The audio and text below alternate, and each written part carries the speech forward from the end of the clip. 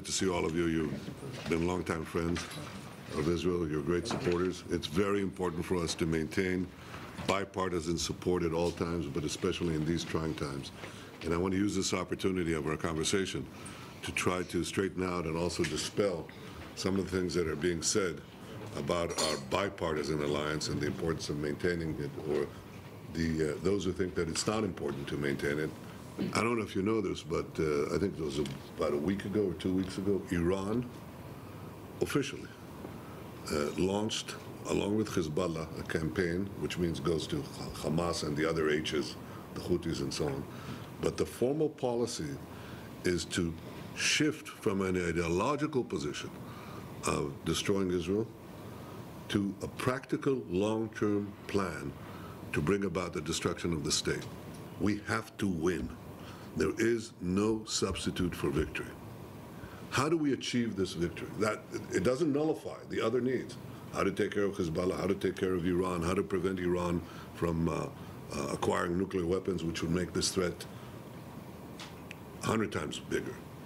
How to prevent these militias from firing into Israel rockets from Yemen or from Baghdad.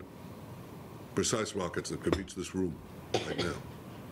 How do we deal with that? These are big questions, but it starts with a necessary condition, and that condition is that those who launched this genocidal attack must be defeated. And how do you do that? What we've set out at the outset, with the support of President Biden and the administration, important support, which we appreciate deeply, was to say the first thing, our goal is to destroy the military and governing capabilities of Hamas in Gaza. Hamas has to be eliminated. Not as an idea. Nazism wasn't destroyed as an idea in World War II, but Nazis do not govern Germany. There's still neo-Nazis around, but you destroyed that organization. The second thing was to get our hostages out, and there are simultaneous goals, because the military action is what produces the pressure to release the hostages. We've released half. We intend to release all of them. And the third thing is to ensure that indeed that Gaza doesn't pose a threat to Israel again. These are the goals. The people of Israel are united behind these goals as never before. The army, I don't know if you met soldiers, you have to talk to them. The courage, the self-sacrifice, the unity is amazing. It's just amazing. We call them the TikTok generation. Some TikTok. I mean, these guys. I mean, I met wounded soldiers in the orthopedic wards of Hadassah and Shiva. You know, they're without legs, without arms. And so many told me, they all say, keep fighting, keep fighting. But so many said, I'm waiting for my prosthetic because I'm going back. The fourth thing is we also target the leaders. We've killed the many senior leaders, including number 4 in Hamas, number 3 in Hamas. We'll get number 2 and number 1. That's victory. Victory is within reach. It's a few weeks away. Now we are told, this is it, last point. Now we are told, you can't do this. If you go into Rafah, you're going to have a humanitarian catastrophe. You're going to have, 30,000 civilian dead. Okay. That's not true. That is simply not true. Because we went into Rafah, you know, or the people won't have a place to go. Well, there's all of the Gaza Strip north of Rafah. You know, people move down, they can move back up. They don't have to go into north of Wadi Gaza, but there's still 65% of the Gaza Strip left open. And people just move. They move with their tents. They have no place to go. Yes, they have a place to go. Second, you know, we provide them food. The problem was not the entry of trucks. The problem was the stealing of trucks, both by looting by Hamas and looting by others and so on. But we're getting that stuff. The problem, water, we're fixing the water line. We're committed to this, not because the U.S. is prodding us, which it is, by the way, which is okay. I don't have a problem with that. But I'm prodding it. I'm pushing it. These gentlemen can tell you what we're doing, okay? So getting them out of Gaza and say, will they leave Rafah, the last bastion, you know, the last 4 battalions, will they leave? We had a rescue operation we found 2 hostages in a house right in the middle of Rafah. And we conducted a surgical operation. Minimal firepower. Killed the captors, got the people out, got them out, okay?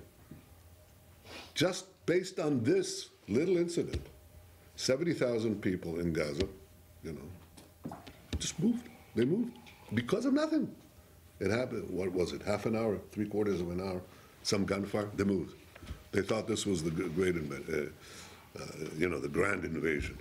They have a place to move. We'll make sure they have it. We make sure they have shelters. We make sure they have water. We make sure they have food, medicine, field hospitals, and so on. So this is almost a mass hysteria that has been built wrongly, that we cannot finish the job. We have to finish the job.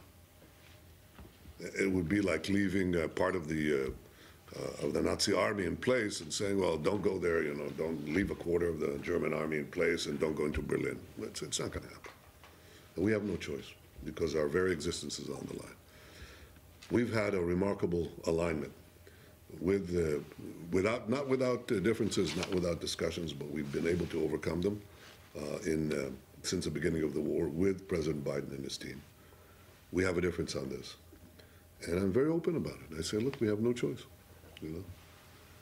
And Joe Biden is open with me. He says, I don't want you to go in. I don't want you to take a major ground operation. I say, and you know, we've had these differences. Not going into Gaza in the first place, not in ground action. Reluctance that we shouldn't go into Gaza City or go into Shifa in the first place or go into Khan Yunis. And our armies performed remarkably well. And with remarkable minimization of civilian casualties compared to any conflict in modern times. We appreciate the support of the president, that Israeli prime ministers on different occasions, whether it was Ben-Gurion in 1948, challenging Truman, who, not Truman, it was at the time Marshall who controlled the policy, declared the state against the State Department opposition. Or Levi Eshkol in 1967, embarking on the Six-Day War, against the opposition of the then President Johnson, who said, you'll be alone. So I said, okay, we'll be alone. Or in 1981, when Menachem Begin bombed the Osirak reactor in Iraq against President Reagan, who actually stopped weapons shipments. I know what it means when they're whispering in a staffer's ear. That's it. So, okay. You know, I hope we don't act alone. We will if we have to, but I don't think we are alone because I think we enjoy the support of the broad section of the American people across the political spectrum, and I hope we enjoy your support, continued support as well.